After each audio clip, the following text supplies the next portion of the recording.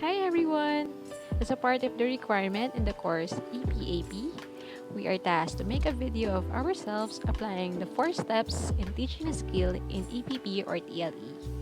And for reference, we may check the EPP or TLE curriculum for the skills. So I chose a grade 4 topic because my participant will be my son, Nathan, and I want to make it as realistic as possible. And I chose something that he can apply every day. The medium of instruction for grade 4 EPP is in Filipino, kaya magtatagalog na ako simula rito. Isa sa mga nilalaman ng pag-aaral ng home economics sa EPP 4 ay ang mga tungkulin natin sa ating sarili. Tungkulin natin sa ating mga sarili ang pagpapanatili ng kalinisan at kaayusan ng ating mga sarili. Isa na rito ay ang paghihilamos. Ang bahagi ng katawan ng tao na lantad sa dumi at alikabok sa paligid ay ang ating mukha. Kaya marapat na bigyan ito ng higit na atensyon upang mapanatiling malinis at maganda. Maghilamos ng mukha pagkagising sa umaga at sa gabi bago naman matulog. Isa-isahin natin ang gustong paraan ng paghihilamos. Kailangan natin ng isang tabo na mayroong malinis na tubig. Sabon na gagamitin para panlinis ng ating mukha. At isang bimpong malinis para pantuyo ng ating mukha. Bago ako maghilamos ay inalis ko muna ang aking salamin at binasa ko ng tubig ang aking mukha.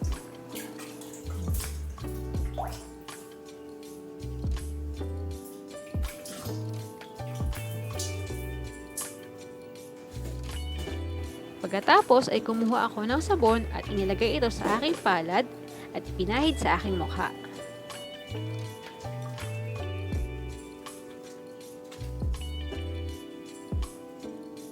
Hagurin ng paikot at paitaas ang mga pisngi, ilong, mata at tainga, noo at pagkatapos ang leeg.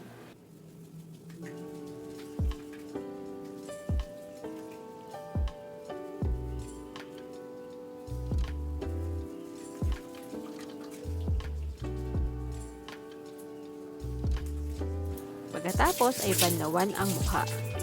Palitan ng tubig sa tabo at banlawan muli. Tiyakin na wala na ang madalas na pakiramdam na sanhi ng sabon. Panghuli ay dampian ng malinis na bimpo ang ating mukha upang matuyo ito.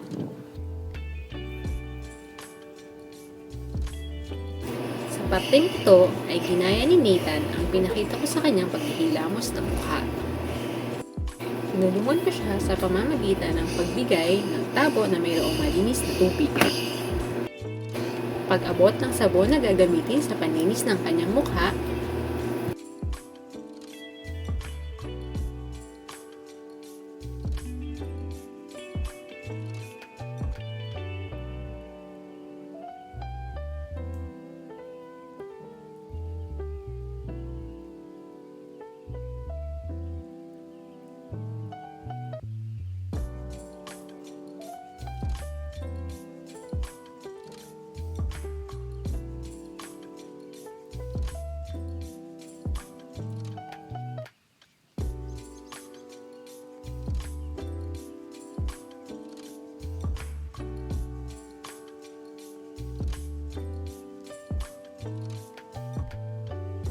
tinulungan ko rin siyang banlawan ng kanyang mukha.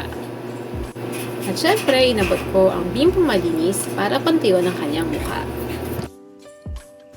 Ngayon naman ay hinayaan ko siyang gawin ng paghihilamos na mag-isa habang pinapanood ko siya. Bago siya magsimula ay inihanda na niya ang kanyang mga gagamitin sa paghihilamos.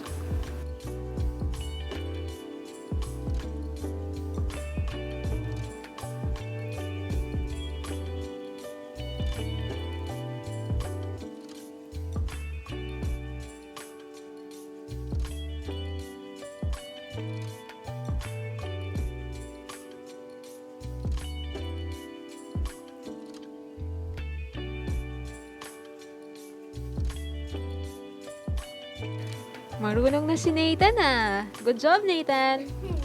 Thanks, Mommy! Ayan, malinis na yung mukha ni Nathan. Ayan, pwede na siyang matulog. Bukas, pag tigising mo maghilamos ka ulit ng mukha. Okay? Opoy. Ayan. Matutulog na tayo mag-good night ka na. Opoy. Good night everyone. Ganda ere. Ayusin mo. Ayusin mo naman. Dali, para sa grades ni Mami, say good night everyone. Good night, everyone. Bye-bye. Bye-bye.